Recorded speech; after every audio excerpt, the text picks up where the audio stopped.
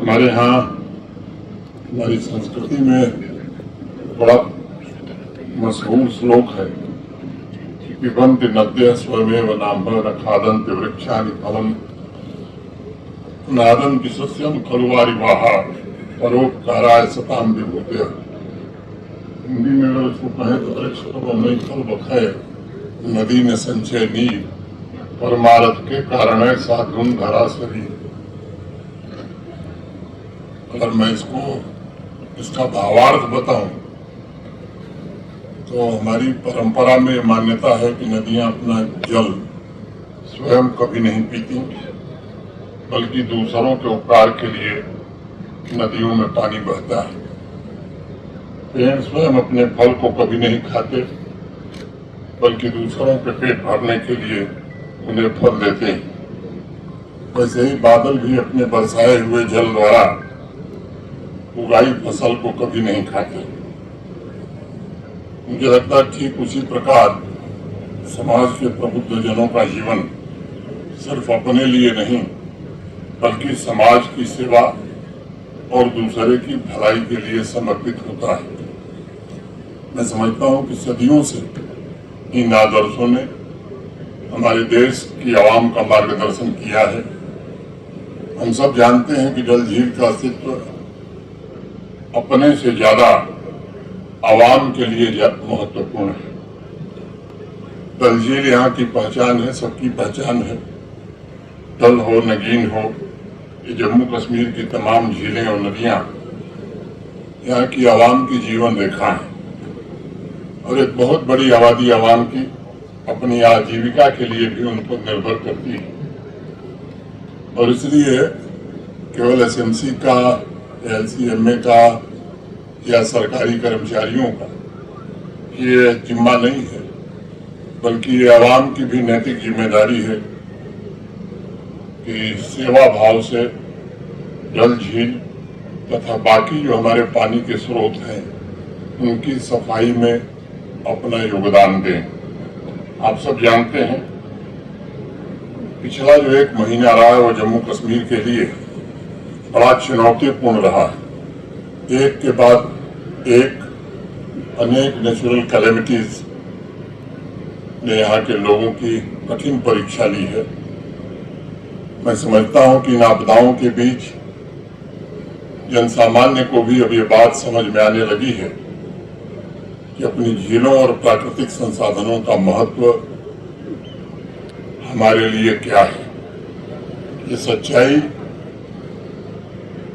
कि आज आवाम में प्राकृतिक विरासत को लेकर के नई चेतना जागृत हो रही है और इस बात का एहसास है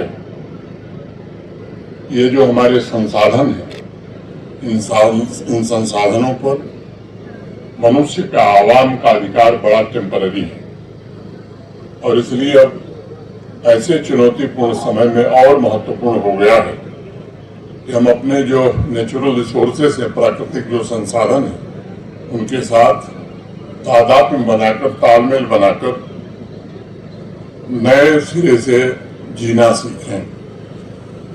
जन भागीदारी की भावना से झीलों, नदियों और वाटर बॉडीज को उनके मूल स्वरूप, ओरिजिनल स्वरूप में लाने के प्रयास पिछले कई वर्षों से प्रारंभ हुए। 2023 की एक घटना मुझे याद है। एक कार्यक्रम में मैं था और डॉक्टर करण सिंह जी भी उस कार्यक्रम में थे। उनकी एक बात मुझे याद है कि भाई और कोई काम हुआ या नहीं हुआ, मैं 20-25 साल में ऐसी साफ डल कभी नहीं देखा था। मैं इसका श्रेय प्रशासन के अपने सभी साथियों और यहाँ के प्रबुद्ध नागरिकों, सिविल सोसाइटी के मित्रों, lake conservation and management authority के सभी साथी और अनेक स्वयं सेवी संस्थाओं से जुड़े साथियों को देना चाहूंगा।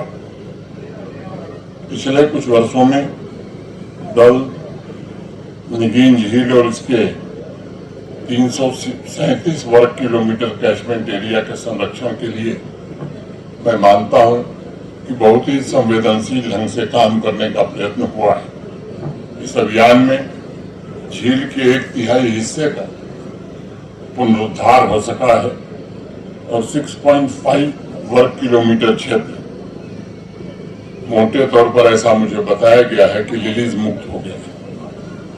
ये स्वाभाविक रूप से प्रसन्नता की बात है। डल झील का खुला विस्तार 20 वर्ग किलोमीटर से ज्यादा हो चुका है। इस कालखंड में lake conservation and management authority ने अनेक प्रोजेक्ट्स को पूरे किए हैं, जिससे डल के आसपास रहने वाले लोगों का जीवन रूपांतरित हुआ है। सभी हाउस बोट्स को सीवेज ट्रीटमेंट प्लांट से जोड़ने का प्रयत्न हुआ। भारत सरकार की अमृत योजना के तहत इस पर अभी भी काम चल रहा है। 306 करोड़ रुपए की लागत से सीवेज ट्रीटमेंट प्लांट की एक नई योजना पाइपलाइन में है। प्राइम मिनिस्टर्स डेवलपमेंट पैकेज के तहत integrated management of Dal and Nigeen ecosystem project launch करने की प्रक्रिया शुरू हुई है और 212 करोड़ की लागत वाले इस प्रोजेक्ट से न सिर्फ डल के आसपास रहने वाले निवासियों के जीवन में बदलाव आएगा, बल्कि मुझे लगता है कि यहाँ के टूरिज्म को भी एक नई गति मिलेगी। सामान्य रूप से आते जाते मैं भी देखता हूँ और आप सब भी देखते होंगे कि वर्ष भर lake conservation and management authority द्वारा डल निगीन के संरक्षण के लिए प्रयत्न हो रहे हैं। काफी संख्या में समाज के वॉलंटियर्स भी आगे आ रहे हैं।